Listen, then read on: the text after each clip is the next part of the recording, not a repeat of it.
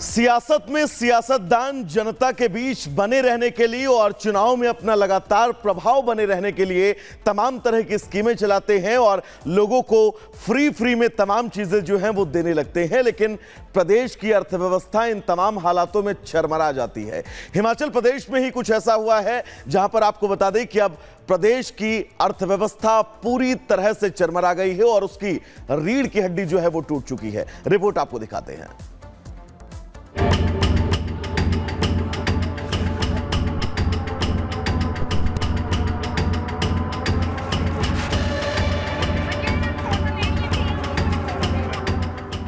कहते हैं कि जितनी चादर हो उतने ही पैर पसारना चाहिए, लेकिन ये बात आज के राजनेता सत्ता की हसरत में कुछ इस तरह भुला देते हैं कि राज्य की जेब जवाब देने लगती है। कुर्सी पाने के लिए की गई तिकड़मी और रेवड़ियों की बौछार जनता पर भी बोझ बनकर गिरने लगती है, तो विकास और अर्थव्यवस्था धराशायी हो जाते हैं। गारंटीड चुनावी जीत के लिए लोक लुभावन वादों वाली तरकीबों से धड़ाम अर्थव्यवस्था की ताजा प्रयोगशाला कांग्रेस के राज वाला हिमाचल प्रदेश है, जहां की सुक्खू सरकार आईसीयू में पड़ी सूबे की आर्थिक स्थिति को संभालने के लिए कटौतियों की ऑक्सीजन देने को मजबूर है। अभी सत्ता में आए आधा समय भी नहीं बीता कि कांग्रेस सरकार का खजाना खाली हो चुका है। आलम यह है कि अब सीएम खुद अपना वेतन नहीं लेने की बात कह रहे हैं।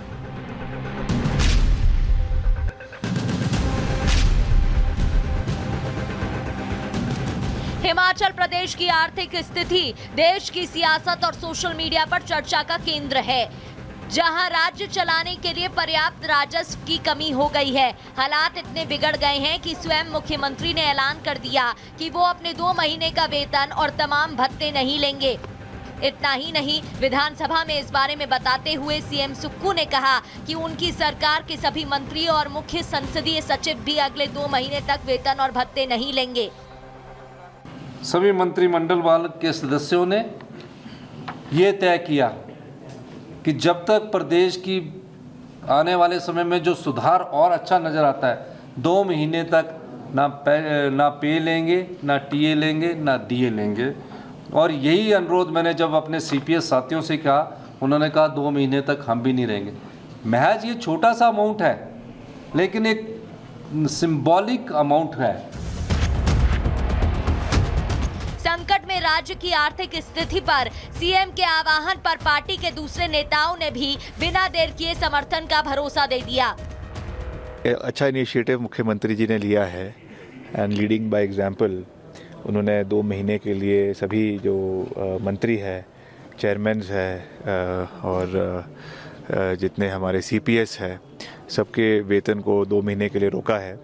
और आने वाले समय में विधायकों से भी अपील करी है कि उनको भी कुछ समय के लिए अपने वेतनों को छोड़ना चाहिए, ताकि हमारे प्रदेश में जो वित्तीय संकट है उससे निकलने में छोटा सा सहयोग हो सके। और हम लगातार प्रदेश में संसाधनों को मजबूत करने के लिए पूरा प्रयास कर रहे हैं। आर्थिक संकट से घिरे हिमाचल प्रदेश को उभारने में नाकाम कांग्रेस सरकार पर बीजेपी हमलावर है। पार्टी का साफ कहना है कि देवभूमि में आर्थिक संकट के लिए सुक्खू सरकार की तरफ से बनाए गए संसदीय सचिवों और दर्जा प्राप्त कैबिनेट मंत्रियों, चेयरमैन को दी जा रही सुविधा और फिजूल खर्ची पूरी तरह जिम्मेदार है। आर्थिक संकट है प्रदेश के ऊपर और 2 महीने तक सैलरी नहीं है।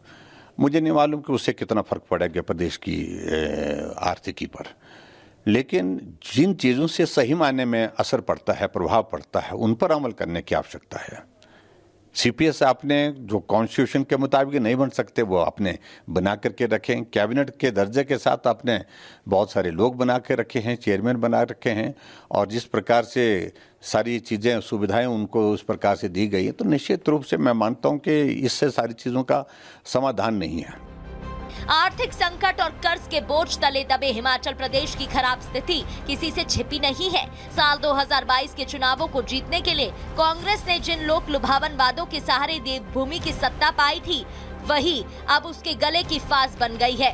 मसलन क्यों चरमराई हिमाचल की अर्थव्यवस्था? ओपीएस बहाली से अर्थव्यवस्था पर भारी दबाव।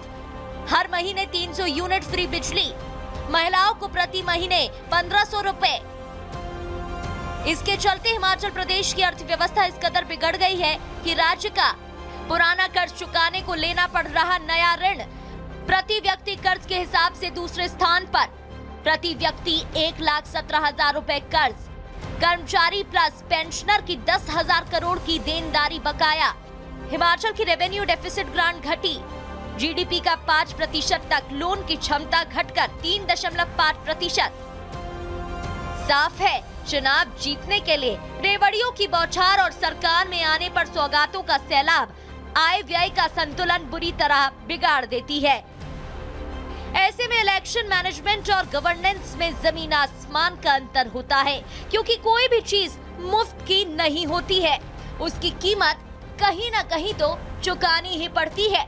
ऐसे में हिमाचल की बिगड़ी आर्थिक स्थिति से फ्रीबीज की राजनीति करने वालों और उसके शिकार बनने वाले सभी लोगों को सबक लेने की जरूरत है।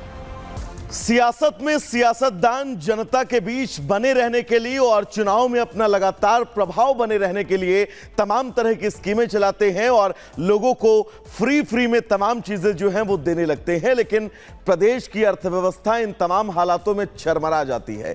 हिमाचल प्रदेश में ही कुछ ऐसा हुआ है जहां पर आपको बता दें कि अब प्रदेश की अर्थव्यवस्था पूरी तरह से चरमरा गई है और उसकी रीढ़ की हड्डी जो है वो टूट चुकी है। रिपोर्ट आपको दिखाते हैं।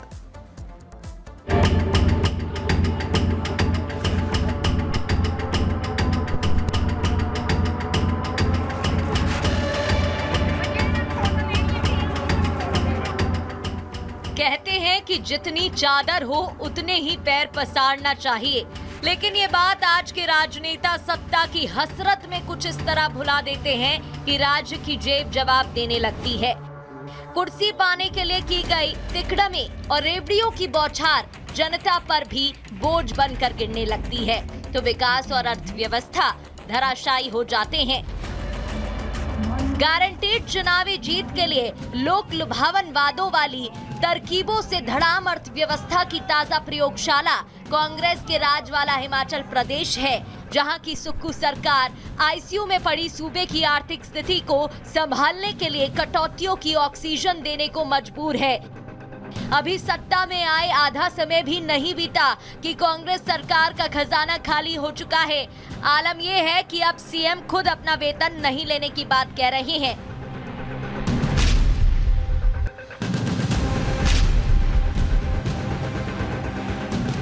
हिमाचल प्रदेश की आर्थिक स्थिति देश की सियासत और सोशल मीडिया पर चर्चा का केंद्र है, जहां राज्य चलाने के लिए पर्याप्त राजस्व की कमी हो गई है। हालात इतने बिगड़ गए हैं कि स्वयं मुख्यमंत्री ने ऐलान कर दिया कि वो अपने 2 महीने का वेतन और तमाम भत्ते नहीं लेंगे।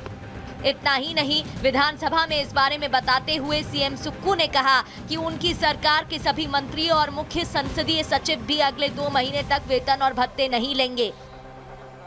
सभी मंत्रिमंडल वाले के सदस्यों ने ये तय किया कि जब तक प्रदेश की आने वाले समय में जो सुधार और अच्छा नज़र आता है, 2 महीने तक ना पे लेंगे, ना टीए लेंगे, ना डीए लेंगे। और यही अनुरोध मैंने जब अपने सीपीएस साथियों से कहा, उन्होंने कहा 2 महीने तक हम भी नहीं रहेंगे। महज ये छोटा सा अमाउंट है, लेकिन एक सिंबॉलिक अमाउंट है। संकट में राज्य की आर्थिक स्थिति पर सीएम के आह्वान पर पार्टी के दूसरे नेताओं ने भी बिना देर किए समर्थन का भरोसा दे दिया। अच्छा इनिशिएटिव मुख्यमंत्री जी ने लिया है एंड लीडिंग बाय एग्जांपल। उन्होंने 2 महीने के लिए सभी जो मंत्री है, चेयरमैन्स है और जितने हमारे सीपीएस है, सबके वेतन को 2 महीने के लिए रोका है और आने वाले समय में विधायकों से भी अपील करी है कि उनको भी कुछ समय के लिए अपने वेतनों को छोड़ना चाहिए, ताकि हमारे प्रदेश में जो वित्तीय संकट है उससे निकलने में छोटा सा सहयोग हो सके और हम लगातार प्रदेश में संसाधनों को मजबूत करने के लिए पूरा प्रयास कर रहे हैं। आर्थिक संकट से घिरे हिमाचल प्रदेश को उभारने में नाकाम कांग्रेस सरकार पर बीजेपी हमलावर है। पार्टी का साफ कहना है कि देवभूमि में आर्थिक संकट के लिए सुक्खू सरकार की तरफ से बनाए गए संसदीय सचिवों और दर्जा प्राप्त कैबिनेट मंत्रियों, चेयरमैन को दी जा रही सुविधा और फिजूल खर्ची पूरी तरह जिम्मेदार है। आर्थिक संकट है प्रदेश के ऊपर और 2 महीने तक सैलरी नहीं है। मुझे नहीं मालूम कि उससे कितना फर्क पड़ेगा प्रदेश की आर्थिकी पर, लेकिन जिन चीज़ों से सही मायने में असर पड़ता है, प्रभाव पड़ता है, उन पर अमल करने की आवश्यकता है। सीपीएस आपने जो कॉन्स्टिट्यूशन के मुताबिक नहीं बन सकते वो आपने बना करके रखे हैं। कैबिनेट के दर्जे के साथ आपने बहुत सारे लोग बना के रखे हैं, चेयरमैन बना रखे हैं, और जिस प्रकार से सारी चीज़ें सुविधाएं उनको उस प्रकार से दी गई है, तो निश्चित रूप से मैं मानता हूं कि इससे सारी चीज़ों का समाधान नहीं है। आर्थिक संकट और कर्ज के बोझ तले दबे हिमाचल प्रदेश की खराब स्थिति किसी से छिपी नहीं है। साल 2022 के चुनावों को जीतने के लिए कांग्रेस ने जिन लोक लुभावन वादों के सहारे देवभूमि की सत्ता पाई थी, वही अब उसके गले की फांस बन गई है। मसलन क्यों चरमराई हिमाचल की अर्थव्यवस्था? ओपीएस बहाली से अर्थव्यवस्था पर भारी दबाव। हर महीने 300 यूनिट फ्री बिजली, महिलाओं को प्रति महीने 1500 रुपए। इसके चलते हिमाचल प्रदेश की अर्थव्यवस्था इस कदर बिगड़ गई है कि राज्य का पुराना कर्ज चुकाने को लेना पड़ रहा नया ऋण प्रति व्यक्ति कर्ज के हिसाब से दूसरे स्थान पर। प्रति व्यक्ति 1,17,000 रुपए कर्ज, कर्मचारी प्लस पेंशनर की 10,000 करोड़ की देनदारी बकाया। हिमाचल की रेवेन्यू डेफिसिट ग्रांट घटी, जीडीपी का 5% तक, लोन की क्षमता घटकर 3.5%। साफ है, चुनाव जीतने के लिए रेवड़ियों की बौछार और सरकार में आने पर सौगातों का सैलाब आय व्यय का संतुलन बुरी तरह बिगाड़ देती है।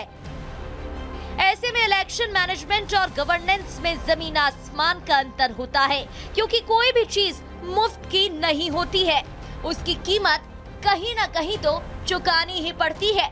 ऐसे में हिमाचल की बिगड़ी आर्थिक स्थिति से फ्रीबीज की राजनीति करने वालों और उसके शिकार बनने वाले सभी लोगों को सबक लेने की जरूरत है।